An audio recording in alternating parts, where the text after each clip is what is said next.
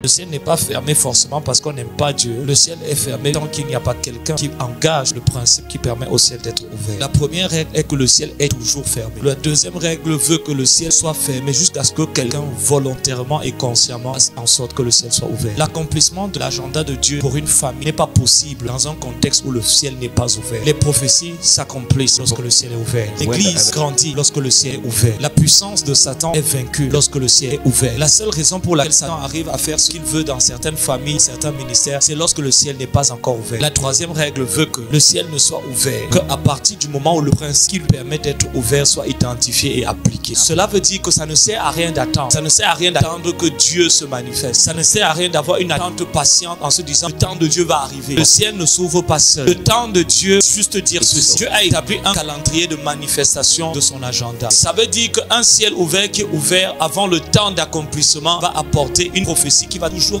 attendre le temps de manifestation. Ça veut dire que si le ciel est ouvert, mais le temps n'est pas encore arrivé, la prophétie va quand même attendre. Parce que les prophéties fonctionnent selon un calendrier prophétique précis. Si aussi également le temps de la prophétie est arrivé, mais le ciel n'est pas ouvert, la prophétie ne s'accomplira pas. Parce qu'il faut l'alignement entre le ciel ouvert et le temps d'accomplissement prophétique. Chaque famille est gouvernée par une principauté satanique. C'est ce qu'on appelle des esprits familiers. Et ces esprits familiers ont pour responsabilité de s'assurer que le plan de Satan pour chaque famille soit accompli. Et ces esprits-là ne partent pas seuls. C'est pour ça que d'une génération à une génération, jusqu'à ce qu'il y ait quelqu'un qui arrive à les museler, ils continuent d'opérer. Et d'une génération à une génération, les mêmes esprits sont venus. Et parfois, certains esprits qui n'étaient même pas là dans une génération se sont introduits, soit par des péchés, ou alors par le fait que certaines personnes sont entrées dans l'occultisme, ou alors sont allées chez les tradis praticiens. Chaque sacrifice qu'on a offert, chaque péché, et surtout spécifiquement les autorités qui ont été commis par les pères, les parents, ont légiféré certaines catégories d'esprits. Ce qui fait que ce que le père a fait par un acte de péché est devenu l'habitude et la règle qui a contrôlé la génération suivante. Et vous voyez des familles où tout le monde boit, tout le monde a un penchant pour le sexe, ou bien certaines personnes vivent dans la pauvreté, ou bien n'arrivent pas à s'en sortir financièrement, ou même pour les personnes qui ont de l'argent, ils n'arrivent pas à passer un cap. Quand ils ont l'argent, ils meurent. D'une force d'une génération à une génération, à pérenniser un certain schéma de comportement, bien certains événements. L'un des avantages de ces esprits, c'est que c'est l'ignorance au sujet de la présence de ces esprits. Entre le fait qu'il y ait des personnes qui ignorent qu'il y a une réalité spirituelle, chaque famille a un ange qui est en charge du plan de Dieu, et chaque famille a un esprit territorial qui est en charge du plan du diable. Le ciel n'est pas ouvert si le sang n'est pas versé. Il n'y a jamais un ciel ouvert là où le sacrifice n'a pas été livré. Il faut seulement qu'un homme périsse, accepte de se livrer totalement à Dieu, accepte de s'humilier totalement vers Dieu,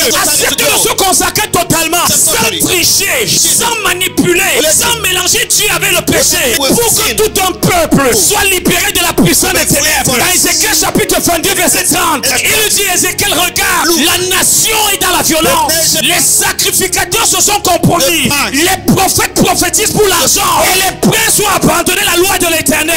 Après avoir parlé de la corruption généralisée, je dis: je fais une demande, je cherche un homme. Seigneur, le peuple s'est perdu. Normalement tu devrais chercher un peuple. Il dit: non, je cherche un homme, je cherche quelqu'un dans cette famille qui va dire: Seigneur, je sers de libation pour la cause de l'évangile, pour que dans cette famille il n'y ait qu'une seule foi, il n'y ait qu'un seul sang, il n'y ait qu'un seul autel, il n'y ait qu'un seul pouvoir, la puissance de Dieu. Le ciel soit ouvert pour que de génération en génération il n'y ait pas d'échec, pas de divorce, pas d'immoralité, et des sacrificateurs.